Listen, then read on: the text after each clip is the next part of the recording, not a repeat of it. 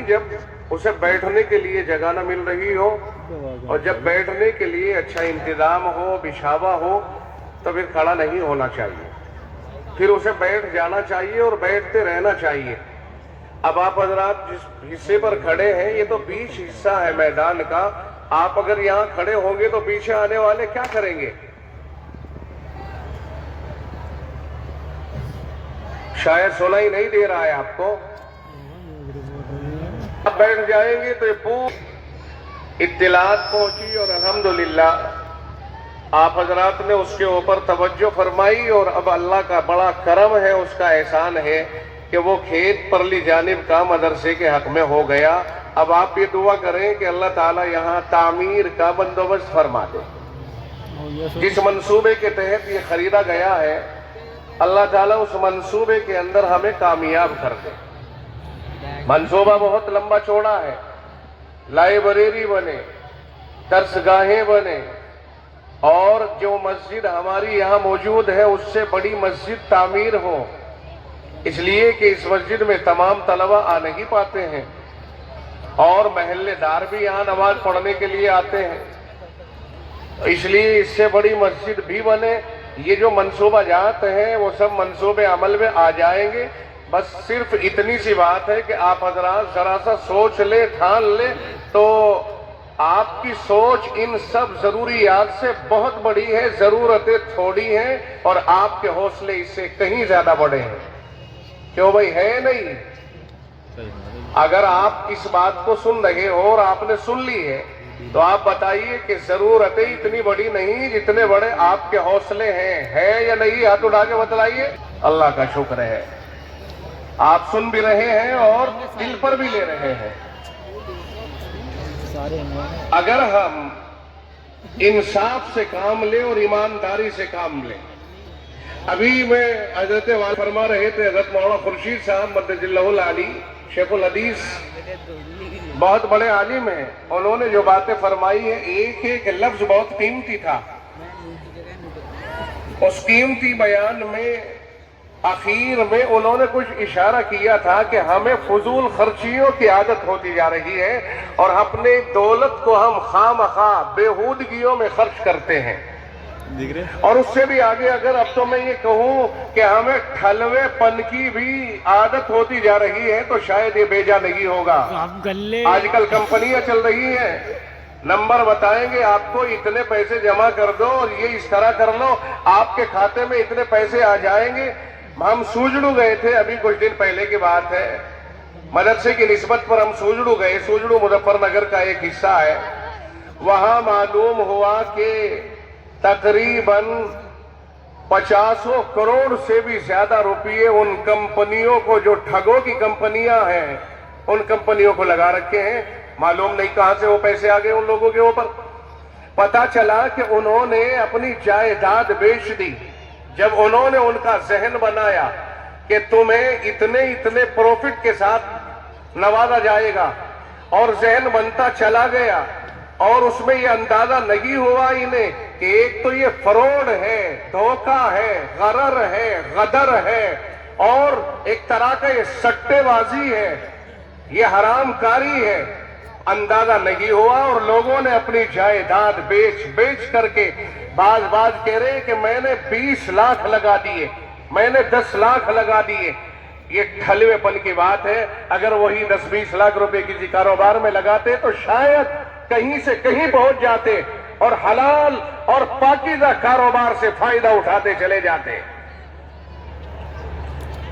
لوگ نہ مالک کا پتہ کہ کمپنی کا مالک کون ہے، نہ کمپنی کا پتہ، نہ کمپنی کے دفتر کا پتہ، نہ ہیڈ آفس کا پتہ، نہ اس کے افراد کا علم۔ بس یوں ہی ہے، تو میرا ذہن بنایا، میں تیرا ذہن بنایا، دونوں نے مل کے تیسرے کو پاگل بنایا، اور یوں پاگل بنتے بنتے بڑے بڑے عقلاء اس کے اندر شامل ہو گئے۔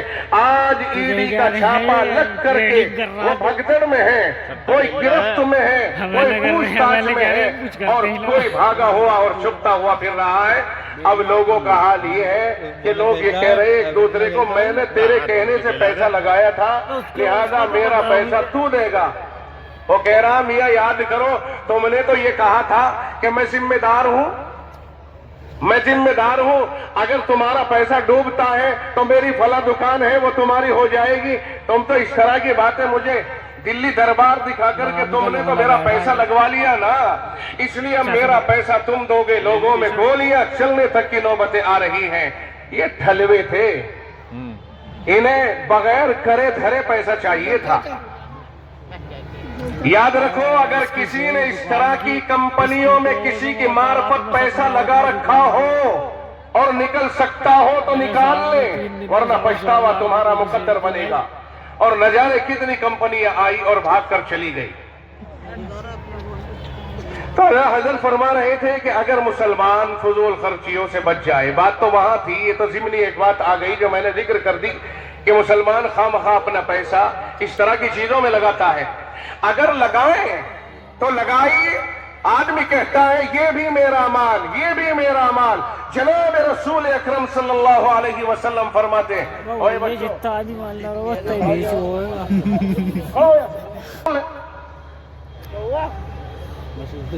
बात क्या चल रही थी, बोलो। बोझ बुझक्कड़ वाला मामला है। मेरी आवाज में पूछ रही है। तो मेरे अजीजों, जनाब रसूल अकरम सल्लल्लाहु अलैहि वसल्लम ने फरमाया, यकूलु इब्नु आदम माली माली। इंसान यूं कहता रहता है ये मेरा माल है, ये मेरा माल है। आप देखिए, आप भी गिनवाते हैं, ये मेरा प्लाट है, ये मेरा मकान है, ये मेरी दुकान है, वो मेरा खेत है। और मियां आपको पता नहीं, अभी कनाड़ प्लेस में एक 2 साइड एल टाइप हमने एक प्लाट लिया है जो 2.5 करोड़ का है। अच्छा साहब कहता रहता माली, ये भी मेरा माल, ये भी मेरा माल। रसूल रहमत सल्लल्लाहु अलैहि वसल्लम ने फरमाया उसका कुछ नहीं है। 3 तरह का माल उसको कह सकता है ये मेरा है। पहली शक्ल आपने फरमाया जो उसने खा लिया और खत्म कर दिया, खाया और खत्म कर दिया, या पहन लिया और फाड़ दिया, या फिर अल्लाह की राह में खर्च कर दिया और अल्लाह के खजाने में जमा कर दिया। ये 3 किस्म के माल तो है उसके, वरना इसके अलावा बाकी कोई माल उसका नहीं। मरेगा तो वारिस लड़ते फिरेंगे, वरासत में तकसीम हो जाएगा। और अब तो वरासत में भी आधा अधूरा है, बेटियों का तो कुछ है ही नहीं वरासत में। जहेज दे दिया, लोगों ने उसी की वकालत कर दी कि मियां और कुछ नहीं तो कम से कम बेटियों को वही मिल गया, दिल को तसल्ली हो गई। ठीक है, लेकिन हक के वरासत से कर दिया, हक के रस्म अदा कर रहा है। रस्म और हक के वरासत दोनों बराबर नहीं हो सकते हैं। खुदा के यहाँ पकड़ तो होगी हम सबकी, बचेगा कोई नहीं। तो आदमी ये कहता है ये मेरा माल है, हालांकि उसका माल सिर्फ वो है कि जिसे उसने खा लिया वो उसका, जो उसने पहन लिया फाड़ दिया वो उसका हो गया, और जो अल्लाह की राह में खर्च कर दिया और अल्लाह ताला ने उसके लिए कयामत में उसे अता करने के लिए आखिरत के लिए जमा कर लिया है, वो उसका है। बाकी इसके अलावा कुछ नहीं है, आंख बंद होते ही दूसरों का है। एक मौके पर अल्लाह के नबी सल्लल्लाहु अलैहि वसल्लम किया था कि अच्छा तुम ये बताओ, माल तुम्हारा है, तुम्हें वो ज्यादा प्यारा है या वो माल जो तुम्हारे बाद में आने वाले वारिसों का है वो प्यारा है? तो सबने कहा अल्लाह के रसूल, जो माल हमारा है हमें वारिसों के मुकाबले वो माल हमारा है वो प्यारा है। वारिस तो वारिस है, बाद की चीज है वो, लेकिन जो हमारा है, हमारे कब्जे में है, वो हमें प्यारा है। फरमाया तो फिर तुम्हारा वो है जो माल तुमने अल्लाह की राह में दे करके जमा कर दिया है, जो तुम्हारा, जो तुमने जमा नहीं किया है, छोड़ करके चले गए, वो तुम्हारे वारिसों का है। अब अंदाजा लगाइए, जो आदमी अपनी आखिरत के लिए दौलत जमा नहीं कर सकता होश के जमाने में, मौत के बाद वो अपने वारिसों से उम्मीद लगाए और यूं सोचे कि मेरे वारिसीन मेरे लिए यूं कर देंगे और यूं कर देंगे, ये बड़े ख्वाब हैं, ये पूरे होना बहुत मुश्किल है। हमारे हाथ में पैसा है तो निकला नहीं, वारिस कौन कैसा होगा उस पे उम्मीद लगा के बैठ जाए, ये अंदाजा लगाना बहुत मुश्किल है। जो अपने हाथ से हो सकता है सो कर गुजरे आदमी। تو اسی کو تو حضرت فرما رہے تھے کہ لوگ اس وقت میں فضول خرچیوں کا شکار ہو گئے. شادی بیاہوں میں دیکھیے آپ کہاں سے کہاں تک آدمی گزرتا چلا جاتا ہے, اسے اندازہ بھی نہیں ہوتا. سارا مال برباد کر دیا شادی بیاہوں کے اندر, اور بعد میں دوسرے بچے کی شادی کا جب نمبر آیا تو پھر فقیری, پھر گداگری, پھر وہی. اب کمائے گا تو کیسے کیسے کر کے کمائے گا, اللہ ہی بہتر جانے کہ وہ کیسے پیسہ جمع کرے گا, کیونکہ اسے دوسرے بیٹے کا پھر نکاح کرنا, بیٹی کا پھر نکاح کرنا ہے. اس لیے اعتدال پر برقرار رہنا چاہیے, عدل و انصاف سے کام لینا چاہیے. جو اصل زندگی ہے اس کو تلاش کرنا چاہیے کہ ہمیں اصلی زندگی گزارنے کا رستہ شریعت نے, قرآن اور حدیث نے کیا بتایا ہے. آیت کریمہ جو میں نے آپ کے سامنے پڑھی تھی اس میں 6 باتیں اللہ نے ارشاد فرمائی ہے. 6 باتیں, 3 کام کرنے کے ہیں اور 3 کاموں سے بچنا ہے. 6 کام اگر بندے نے اختیار کر لیے, ان میں سے 3 کرنے کے اور 3 سے بچنا ہے, تو سمجھ لو زندگی کا بیڑا پار ہو گیا ہے. قرآن کریم کہتا, اور دیکھو یہ آیت کریمہ ہر جمعے کو جہاں جہاں جمعہ ہوتا ہے وہیں وہیں اس آیت کریمہ کو پڑھا جاتا ہے خطبے میں اخیر میں. ان اللہ یأمر بالعدل, بے شک اللہ تعالی حکم دیتا ہے عدل و انصاف کرنے کا, عدل و انصاف کرنے کا. پہلے ترجمہ سنیے آپ اس کا, ان اللہ یأمر بالعدل. اور یاد کرنا میں صرف سنانے کے لیے نہیں بیٹھا ہوں کہ میں اپنی سناتا چلا جاؤں, آپ سنتے چلے جائیں, تسلسل باندھ لیا جائے, 15 منٹ کے 3 سانس لے لیے جائے, 45 منٹ 50 منٹ میں بات ختم کر دی جائے. میں سانس سپاٹے کے لیے نہیں بیٹھا. میں آپ کو جو باتیں عرض کر رہا ہوں وہ باتیں آپ کوشش کریں کہ یاد ہو جائیں, کہیں کہیں ہم آپ سے پوچھیں گے بھی. قرآن کریم کی آیت کیا ہے جی؟ ان اللہ یأمر بالعدل, بے شک اللہ تعالی انصاف کرنے کا حکم فرماتا ہے کہ لوگوں انصاف کرتے رہو. دوسرا ٹاپک, والاحسان, اور ایک دوسرے کے ساتھ بھلائی کرنے کا اللہ حکم دیتا ہے کہ سب ایک دوسرے کے ساتھ اچھا سلوک کرتے رہیں. 2 باتیں ہوئی. تیسرا ٹاپک, وَإِيتَاءِ ذِي الْقُرْبَى, اور اپنے رشتہ داروں کے اوپر خرچ کرنے کا حکم دیتا ہے کہ تم اپنے قریبی رشتہ دار, اولاد ہیں, بھائی بہن ہیں, پھوپھی ہیں, چچا ہیں, بھتیجے ہیں, یہ قریبی رشتہ دار ہیں, خاص طور سے ان کے اوپر ان کی کفالت کا حکم دیتا ہے. 3 باتیں ہیں یہ جن کو کرنا ہے. پہلا کام ہے عدل و انصاف سے کام لینا. دوسرا کام ہے احسان, بھلا سلوک کرنا, لوگوں کے ساتھ اچھا سلوک کرنا. اور تیسرا کام ہے اپنے قریبی رشتہ داروں کے اوپر خرچ کرنا, ان کی ذمہ داریاں ادا کرنا. اور 3 کام وہ ہیں جن سے بچنا ہے. وَيَنْهَا عَنِ الْفَحْشَاءِ, اور اللہ تعالیٰ روکتا ہے بری باتوں سے, برے کاموں سے. کھلا بے حیائیوں سے, فحشاء کھل کر کے بے حیائیوں سے, والمنکر, اور غیر معقول کاموں سے اللہ تعالیٰ روکتا ہے کہ جو کام عقل و شرع میں پسند نہیں ہیں وہ کام کیوں کرتے ہو. جنہیں عقل بھی پہلی فرصت میں کہہ دے کہ یہ کام بہتر نہیں ہے, ان کاموں سے اللہ روکتا ہے. نہ کھل کر کے برائی کرو, نہ چھپ کر کے برائی کرو. پھر فرمایا والبغی, اور ایک دوسرے کے اوپر زیادتی کرنے سے اللہ تعالیٰ روکتا ہے. تو پتہ چلا کہ یہ 3 کام ایسے ہیں جنہیں کرنا نہیں, اور پہلے 3 کام وہ ہیں کہ جنہیں کرنا ہے. اللہ کہتا ہے یعظکم لعلکم تذکرون, اللہ تعالیٰ تمہیں سمجھاتا ہے, تمہیں نصیحت کرتا ہے تاکہ تم دھیان دو, تاکہ تم نصیحت حاصل کرو, تاکہ تم بات کو سمجھو اور ان کے اوپر عمل کرو. اب پھر دوبارہ آیت کریمہ کا میں اعادہ کرتا ہوں. اللہ جو 3 کام کرنے کا حکم دیتا ہے وہ کیا ہے؟ دہرائیے. پہلا کام ہے عدل و انصاف سے کام لینا. دوسرا کام ہے قریبی رشتہ داروں کے اوپر خاص طور سے خرچ کرنا.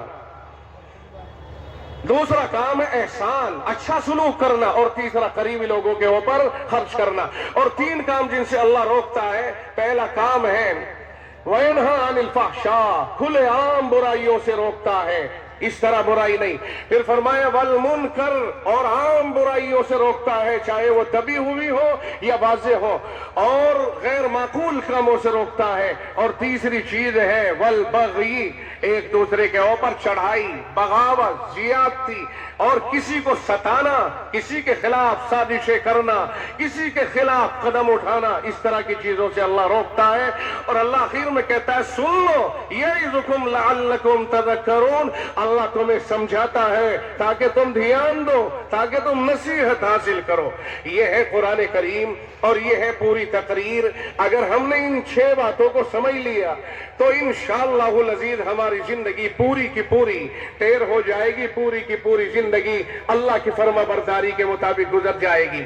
عدل و انصاف پہلا ٹاپک ہے آیت کریمہ کا. عدل و انصاف پہلی چیز ہے کہ آدمی اپنی ذات کے ساتھ عدل کرے، اللہ کی عبادت کرے، اللہ کو ایک مانے، اللہ کو ایک مان کر اللہ کے ساتھ عدل و انصاف کرے، اللہ کو ایک مانے، اللہ کی ذات و صفات میں کسی کو شریک نہ کرے، اللہ جس شان کا ہے اسی شان سے اللہ سے ڈرے اور اسی شان سے اللہ کی عبادت کرے. یہ عدل ہے جو اللہ کے ساتھ میں بندے کا عدل ہے. اس کے ساتھ کسی کو شریک نہیں کرے گا، نہ ذات میں نہ صفات میں کسی کو شریک کرے گا.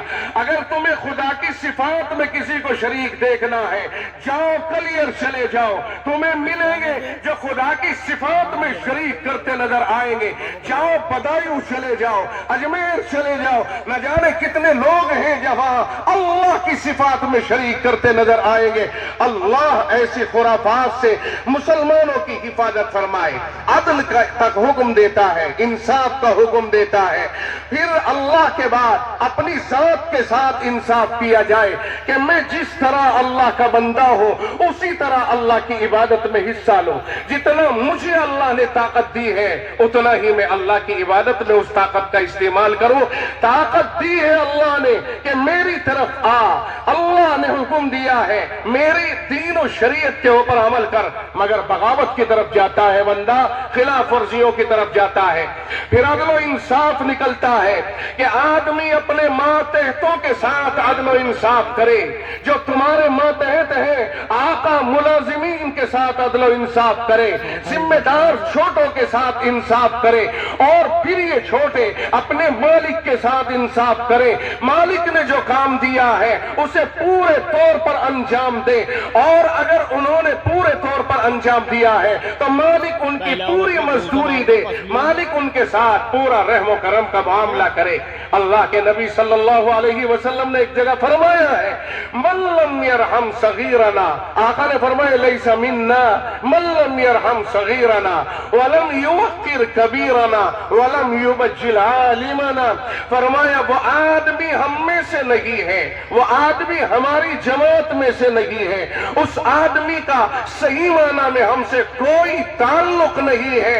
آقا کس کا، آپ کس کے بارے میں فرما رہے ہیں کہ وہ ہم میں سے نہیں ہے؟ آقا نے ارشاد فرمایا من لم یرحم صغیرنا، جو ہمارے چھوٹوں کے اوپر رحم نہیں کرتا ہے وہ آدمی اپنے آپ کو ہماری جماعت کے ساتھ جوڑ کر کے دیکھے، یہ اس کی بھول ہے.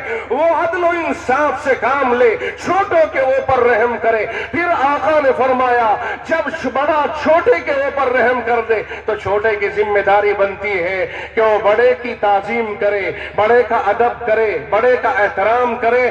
فرمایا وَلَمْ يُوَقِّرْ كَبِيرَنَا، جو آدمی ہمارے بڑوں کی تعظیم نہیں کرتا ہے، چھوٹا بڑے کی تعظیم نہیں کرتا ہے، ادب نہیں کرتا ہے، وہ بھی ہماری جماعت کے ساتھ صحیح معنی میں شامل نہیں ہے. پھر آپ نے فرمایا ان دونوں کے لیے، یہ بڑے اور چھوٹے دونوں مل کر علماء کی قدر نہیں کرتے ہیں تو اپنے آپ کو ہمارے ساتھ شامل نہ مانے. جو آدمی اپنے آپ کو رسول اللہ کا تابعدار سمجھتا ہے، جو جو یہ سمجھتا ہے کہ اسے رسول کی سفارش حاصل ہو، جو یہ سمجھتا ہے کہ اسے قیامت کے دن آقا کی شمولیت حاصل ہو، آپ کے جھنڈے کے نیچے وہ اٹھے اور آپ کی سفارش کے بل پر وہ اللہ کے سامنے حاضر ہو، اسے بڑوں کی تعظیم کرنی ہوگی، ان بڑوں کو چھوٹوں پر شفقت کرنی ہوگی، اور دونوں کو مل کر علماء کا احترام کرنا ہوگا۔ یہ ہوگا ان کے لیے عدل و انصاف، یہ ہے عدل و انصاف کا ان کے لیے معیار۔ علماء کا مقام اور مرتبہ آقا نے آخر میں بلند بیان فرما دیا ہے۔ تو عدل و انصاف ایسی چیز ہے، عدالتوں میں ڈھونڈتے ہو، کہتے ہو جج بک گئے، کہتے ہو ججوں کو خرید لیا گیا، کہتے ہو ججوں کو دھمکا دیا گیا، کہتے ہو کہ ججوں نے غلط فیصلے کر دیے، کہتے ہو کہ سپریم کورٹ سے غلط فیصلے صادر ہو رہے ہیں۔ ہم پوچھتے ہیں کہ سپریم کورٹ آپ کا گھر ہے، باپ نے اپنی اولاد کے ساتھ میں کتنے فیصلے انصاف کے کیے ہیں، شوہر نے اپنی بیوی کے ساتھ کتنے انصاف کے فیصلے کیے ہیں، داماد نے اپنے ساس و سسر کے ساتھ اور انہوں نے ان کے ساتھ کتنے انصاف کے برتاؤ کیے ہیں، پڑوسیوں نے پڑوسیوں کے ساتھ کتنا انصاف کیا ہے، کتنا عدل کیا ہے۔ بتائیے جناب رسول اکرم صلی اللہ علیہ وسلم کا ارشاد ہے، آپ نے ایک بار قسم کھائی اور 3 مرتبہ قسم کھائی، آپ نے فرمایا واللہ لا یؤمن، اللہ کی قسم وہ آدمی ایمان والا صحیح معنی میں نہیں ہو سکتا ہے۔ صحابہ کے کان کھڑے ہو گئے کہ آقا قسم کھا کے ارشاد فرما رہے ہیں کہ اللہ کی قسم وہ آدمی نہیں ہو سکتا۔ آپ نے پھر ارشاد فرمایا واللہ لا یؤمن، اللہ کی قسم وہ آدمی ایمان ہو سکتا ہے، صحیح معنی میں مومن نہیں ہو سکتا ہے۔ تیسری بار پھر آمنہ کے لخت جگر امام الانبیاء بدر شاہ بدر حنین جناب محمد الرسول اللہ صلی اللہ علیہ وسلم نے یہ ارشاد فرمایا واللہ لا یؤمن، اللہ کی قسم وہ آدمی مومن نہیں ہو سکتا ہے۔ صحابہ دہل گئے، سہم گئے اور خوف سے لرزاں و ترساں پوچھتے ہیں قیل من یا رسول اللہ، اللہ کے رسول ایسا بد نصیب کون ہے جن کے بارے میں آمنہ کا لخت جگر گویا ہے اور بار بار قسمیں کھا کے ارشاد فرماتا ہے کہ وہ آدمی اللہ کی قسم مومن نہیں ہو سکتا ہے۔ توجہ رہے، آقا نے ارشاد فرمایا الذی لا یأمن جارہ بوائقہ، خدا کی قسم وہ آدمی مومن نہیں ہو سکتا ہے جس کا پڑوسی اس کی شرارتوں سے محفوظ نہ رہے۔ اور بھائی پڑوسی، آپ پڑوسی ہیں نا ایک دوسرے کے، آپ تنہا تنہا جنگل میں تو نہیں رہتے ہو نا، آپ کسی نہ کسی کے پڑوس میں ضرور رہتے ہو۔ آپ کے لیے اور پڑوسی مسلم اور غیر مسلم کی کوئی قید نہیں فرمائی، آپ نے ارشاد فرمایا الذی لا یأمن جارہ بوائقہ، جس کی شرارتوں سے اس کا پڑوسی محفوظ نہ رہے، اس کو آقا نے فرمایا وہ آدمی صحیح معنی میں مومن کہلانے کے قابل نہیں۔ آپ نے آگے بھی ارشاد فرمایا لیس المؤمن الذی یشبع وجارہ جائع الی جنبہ، فرمایا وہ آدمی مومن کہلانے کے قابل نہیں جو خود پیٹ بھر لے اور اس کا پڑوسی بھوکا پریشان پڑا رہے، عمرے پہ عمرے کرتا ہے، حج پہ حج کرتا ہے، بڑے بڑے کام انجام دیتا ہے، پڑوس کی اسے خبر نہیں ہے کہ پڑوسی کے ساتھ کیا گزر رہی ہے، پڑوسی کی بیٹی جوان ہو گئی، بڑی ہو گئی، نکاح کا انتظام نہیں ہے کہ آگے بڑھتے جا رہے ہو، یاد رکھیے خدا کے یہاں پوچھا جائے گا کہ تم نے اپنے پڑوسی کا خیال کیوں نہیں کیا ہے۔ دور اول میں بھوک کا معاملہ سب سے مقدم تھا، پریشان حال تھے، غریب غربا تھے، کھانے پینے کو بہت کم میسر آتا تھا، اس لیے آپ نے پیٹ بھلا مقدم فرمایا، ورنہ حاجتیں جو ضروری حاجتیں وہ سب اس کے اندر شامل ہوتی ہیں، جو ضروری حاجتیں ہیں وہ اس کے اندر شامل ہو جاتی ہیں۔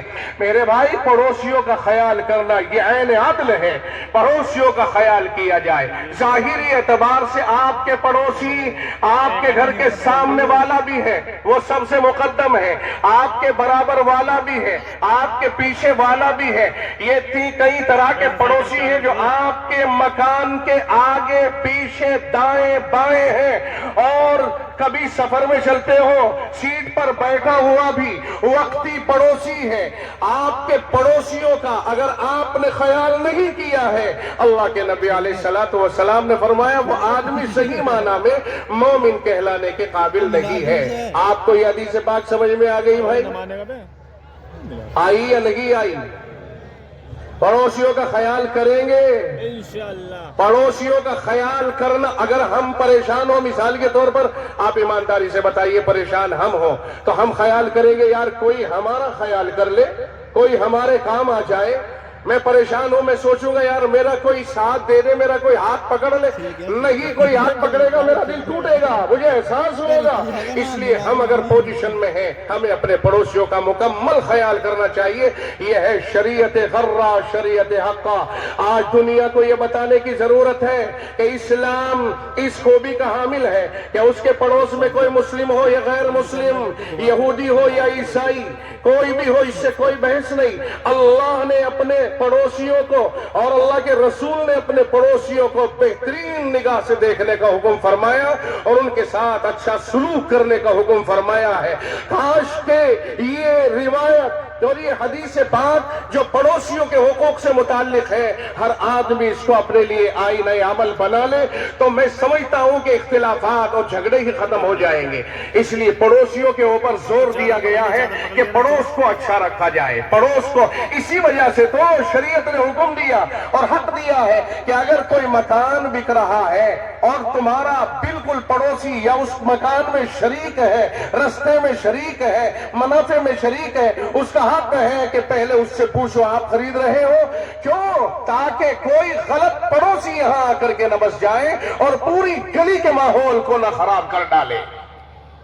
پڑوسیوں کے لیے یہاں تک ہے کہ بکنے والے مکان کو اگر آپ نے پوچھا نہیں اپنے شریک سے، اپنے پڑوسی سے، اور اس کو آپ نے کسی کو فروخت کر دیا، شریعت اسے حق دیتی ہے کہ جاؤ دعویٰ کرو اور اس کو اپنے حق میں لے لو۔ عدالت کہے گی کہ اس کا حق تھا، تم نے اس کا حق نہیں دیا، لہذا مکان واپس کرو اور اس کو دے، یہ اس کا حق ہے، یہ تمہارا پڑوسی ہے۔ پڑوس کا اللہ نے اتنا خیال فرمایا ہے، شریعت نے اتنا خیال فرمایا ہے۔ تو لوگوں عدل و انصاف سے کام لے۔ فاروق اعظم رضی اللہ تعالی عنہ عدل میں مشہور ہیں، عمر ابن عبدالعزیز رحمت اللہ علیہ عدل و انصاف میں مشہور ہیں۔ آؤ ظاہری عدل پر چلتے ہیں، ہم عدالتوں کے اوپر کوئی ٹپنی نہیں کرتے، ہمیں عدالتوں کے اوپر کوئی انگلی اٹھانے کی ضرورت نہیں۔ پہلے ہم اپنے ہی مسائل کو حل کر لیں کہ ہم کتنے بڑے عادل۔ اگر ہم عادل ہوں، ہم میں انصاف کا مادہ ہو، رب کی قسم کھا کے کہتا ہوں کوئی آپ کو بے انصافی نہیں کر سکے گا آپ کے ساتھ میں۔ لیکن مصیبت یہ ہے کہ ہم ہی انصاف پسند نہیں اور ہم ہی انصاف پر نہیں ہے، بڑی مشکلوں کا سامنا ہے۔ فاروق اعظم رضی اللہ تعالیٰ عنہ کا دور ہے، اور دیکھو منہ دیکھی کا یہ عالم ہوتا ہے آج کہ اپنا قریبی آدمی کتنا ہی بڑا جرم کر دے چھپانے کی کوشش کرتے ہیں، اسے بچانے کی کوشش کرتے ہیں، اس کے لیے سفارشیں کھڑی ہو جاتی ہیں، احتجاج کرتے ہیں، گھیراؤ کرتے ہیں۔ جناب رسول اکرم صلی اللہ علیہ وسلم نے جو عدل و انصاف سکھایا ہے وہ یہ ہے۔ فاروق اعظم کا زمانہ ہے، عمرو بن العاص رضی اللہ تعالیٰ عنہ مصر کے گورنر ہیں اور گورنر مصر کا بیٹا ہے۔ ایک بار گھوڑوں کی دوڑ لگی اور گورنر کا بیٹا بھی گھوڑوں کی دوڑ میں شامل ہوا۔ ایک قبطی، ایک عیسائی کا گھوڑا گورنر کے بیٹے کے گھوڑے سے آگے نکل گیا، چنانچہ اس نے روکا اسے اور پکڑ کر کے اس میں کوڑے برسائے، یہاں تک کہ جسم کو لہو لہان کر ڈالا۔ کہا تمہاری یہ جرت کہ تم نے ہمارے گھوڑے سے آگے نکال کر ہماری عزت کو چیلنج کیا ہے، ہماری غیرت کو چیلنج کیا ہے، اس لیے تمہاری یہ سزا ہے۔ اور جسم پھٹ گیا، خون بہہ گیا۔ کسی نے ان کو بتایا کہ جاؤ مدینے میں چلے جاؤ، وہاں انصاف کا پتلا ہے، وہاں انصاف ملتا ہے۔ چنانچہ یہ نکل کر کے آیا، انصاف کا طلبگار اکیلا ہے، مسلمان نہیں ہے، اور دارالامن مدینہ منورہ کے اندر پہنچتا ہے، مدینے میں جا کے دعائیں دیتا ہے۔ فاروق اعظم عمر بن الخطاب رضی اللہ تعالیٰ عنہ کے دربار میں پہنچتا ہے، کہتا ہے ایھا الامیر قد ظلم علی ابن الامیر، اے امیر المومنین، میرے اوپر ایک امیر کے بیٹے نے ظلم کیا ہے، ایک گورنر کے بیٹے نے ظلم کیا ہے۔ جسم کو دیکھا، دھجیاں اڑی ہوئی ہیں، فاروق اعظم بے تاب ہو جاتے ہیں، اپنے خادم کو بھیجا پرچہ لکھ کر کے، اور عمرو بن العاص رضی اللہ عنہ کے پاس پرچہ لے کے پہنچتا ہے۔ فوراً ہی طلب کیا گیا، وہ تیزی سے مدینہ منورہ حاضر ہوئے۔ فاروق اعظم نے اس مظلوم کو بلایا، فرمایا اب دوبارہ اپنی داستان ظلم کو بیان کرو، آؤ یہ ہے عدالت، یہ ہے اسلامی عدالت، اور یہ ہے اسلام جسے دنیا کہتی ہے کہ اسلام آج پروپیگنڈے کے تحت کہا جاتا ہے کہ اسلام امن و امان کو غارت کرنے والا ہے۔ معاذ اللہ، اگر اسلام ہی سلامتی والا نہیں ہوگا تو پھر سلامتی کہاں ہے؟ اسلام تو آیا ہی سلامتی کے لیے تھا۔ جب بچیوں کو زندہ زمین میں دبایا جاتا تھا تو اسلام نے آ کر کے کہا تھا خبردار، اب بچیوں کو زمین میں زندہ نہیں گاڑا جائے گا، بلکہ ان کو عظمت دی اور ان کو اوپر اٹھایا اور یہ کہہ دیا من ابتلی من هذه البنات بشیء فاحسن الیہن کن لہ سترا من النار، ان بیٹیوں کی پرورش پر جو پریشانی باپ اٹھائے گا، اللہ اس باپ کو ان بیٹیوں کی پرورش کرنے کی وجہ سے جہنم سے بچا لے گا۔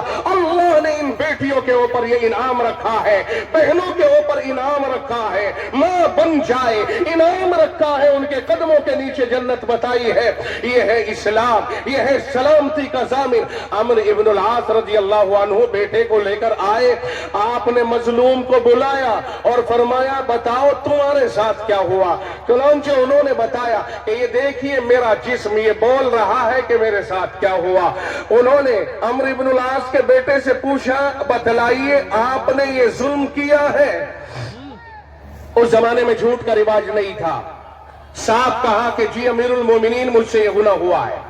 چنانچہ امیر المومنین نے کتابوں میں لکھا ہے کہ اس مظلوم کو اپنا کوڑا عطا فرمایا اور یہ فرمایا اضربہ کما ضربکا واخذلہ کما خذلک، مار جس طرح اس نے تجھے مارا ہے اور اسے رسوا کر، اسے ذلیل کر جس طرح تجھے اس نے رسوا اور ذلیل کیا ہے۔ یہ ہے اسلامی عدالت، یہ ہے فاروقی عدالت، یہ ہے انصاف اور یہ ہے حکومت چلانے کا طریقہ۔ تب جا کر کے کہیں حکومت چلتی ہے، تب جا کر کے جب بادشاہ انصاف پسند ہوتا ہے تو رعایا میں انصاف اترتا ہے، اور جب بادشاہ ظالم ہوتا ہے، نہ انصاف ہوتا ہے، مالک نہ انصاف ہوتا ہے، تو رعایا کے اندر بھی نہ انصافی اترتی ہے۔ بادشاہ اگر انار کے اوپر نظر ڈال دے اور اس کے اوپر نیت خراب ہو جائے تو انار کا رس ختم ہو جاتا ہے، بد نیتی کا اتنا برا اثر پڑتا ہے۔ اگر نیت درست ہے، انما الاعمال بالنیات، نیت درست ہے، ہر طرف خوشحالی آتی ہے، ہر طرف امن و ایمان آتا ہے، ہر طرف شانتی آتی ہے۔ اور اگر بادشاہ اور ذمہ دار کی نیتیں خراب ہیں تو یاد رکھیے ہر طرف ہاہاکار، ہر طرف بد امنی، ہر طرف بے ایمانی، ہر طرف بے انصافی، ہر طرف ظلم و ستم، ہر طرف بغاوتیں اور پریشانیاں ہی پریشانیاں ہوتی ہیں۔ اس لیے رب کہتا ہے ان اللہ یأمر بالعدل، اللہ انصاف کا حکم دیتا ہے۔ باپ ہو تو انصاف کرو، متولی ہو تو انصاف کرو، بیٹے ہو تو انصاف کرو، شوہر کرو، مدرس ہو تو انصاف کرو، ذمہ دار سے لے کر ماتحت تک ہر جگہ انصاف ہی انصاف مطلوب ہے۔ جب انصاف کا دامن تار تار ہو جاتا ہے تو پھر بد امنیاں آتی ہے، بے چینیاں آتی ہے، بے اطمینانیاں آتی ہے۔ صلی اللہ علیہ وسلم نے یہی تربیت صحابہ کو فرمائی تھی۔ اب فاروق اعظم نے کوڑا دے دیا اور فرمایا مار اسے، اور سارے کے سارے کھڑے ہوئے ہیں، تنے تنہا ہے، مصر سے آیا ہوا مدینے میں اکیلا کوڑا ہاتھ میں اٹھا لیتا ہے اور مارتا ہے، کتابوں میں لکھا ہے مارتا ہے، اور مار کے زمین پہ کوڑا رکھ دیتا ہے، اور رکھا ہے کہ جس آقا کے غلاموں کے انصاف کا یہ عالم ہے، اس آقا کے انصاف کا کیا عالم ہوگا؟ اور کہا اشہدو ان لا الہ الا اللہ واشہدو ان محمد عبدہ ورسولہ۔ سن لو، انصاف کی بنیاد پر اور شانتی کی بنیاد پر اسلام پھیلا ہے، زور و زبردستی نہیں پھیلا۔ آج مدینے میں اسے انصاف ملا، تلے تنہا ہے، جبر کوئی نہیں تھا، انصاف کو دیکھ کر کے کلمہ شہادت پڑھتا ہے۔ یہ ہے اسلام اور یہ ہے ایمان۔ اگر ایسا ایمان و اسلام ہمارے اندر اترتا ہے ایمانداری کا، تو انشاءاللہ العزیز حالات بدلیں گے۔ عمر ابن عبدالعزیز رحمت اللہ علیہ کے دور میں بھیڑیا اور بکری اکٹھے ایک گھاٹ پر پانی پی رہے ہیں، اس کا مطلب یہ ہے کہ ان کے یہاں انصاف ہی انصاف ہے۔ اگر چوری کر لیتی ہے ایک بیٹی، سفارشوں کی بنیاد پر چھوڑا نہیں جاتا ہے۔ آقا رحمت نے اس کا ہاتھ کاٹ دیا، قرآن کا فیصلہ صادر کیا اور فرما دیا اگر میری بیٹی بھی چوری کر لیتی تو یہی سزا میں اس پہ بھی نافذ کرتا۔ یہ ہے انصاف، جس انصاف کو اللہ تعالیٰ نے ہمیں عنایت فرمایا ہے۔ اس کی ضرورت ہے، آج اس کی ضرورت ہے، ہر جگہ ضرورت ہے، افراد میں ضرورت ہے، گھر بار میں ضرورت ہے۔ لوگ اپنے گھروں میں انصاف نہیں کریں گے تو باہر کیسے کریں گے؟ گھروں میں بھی انصاف کو قائم کرنے کی ضرورت ہے۔ اگر تم ذمہ دار ہو تب انصاف کی ضرورت، ماتحت ہو تو انصاف سے کام کرنے کی ضرورت، بڑے ہو یا چھوٹے، اب کوئی بھی ہو، ہر ایک کے لیے انصاف اللہ کا حکم ہے، یہ پیمانہ ہے اللہ کی طرف سے، یہاں کوئی کمپرومائز نہیں ہوتا ہے۔ اللہ تعالیٰ نے سب کو ذمہ دار بنایا ہے۔ اللہ تعالیٰ ہمیں انصاف کے اوپر عمل کرنا آسان فرمائے، تب جا کر کے ہمارے گھر کہیں خوشحال نظر آتے ہیں۔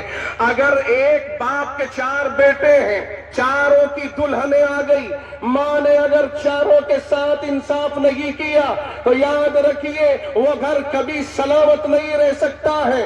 جہاں دلہنوں کے ساتھ انصاف نہیں ہوتا ہے اس گھر میں ہمیشہ ٹوٹ پیدا ہوتی ہے۔ جہاں انصاف نہیں ہوتا ہے، ذمہ داری پہلے بڑے کی ہے اور بڑے کی ذمہ داری ادا ہونے کے بعد اب چھوٹے کے اوپر ذمہ داری عائد ہوتی ہے، تو اس کے صلے میں احترام کر، تو اس کے صلے میں عزت کر۔ تو معلوم ہوا کہ پہلے جو گھر کے بڑے ہیں وہ اپنا کردار ادا کریں، اپنا بڑپن ظاہر کریں، اس کے صلے میں پھر چھوٹے ان کے ساتھ احترام سے کام لیں، عزت و احترام کو اپنا شعار بنا ہی لیں گے انشاءاللہ۔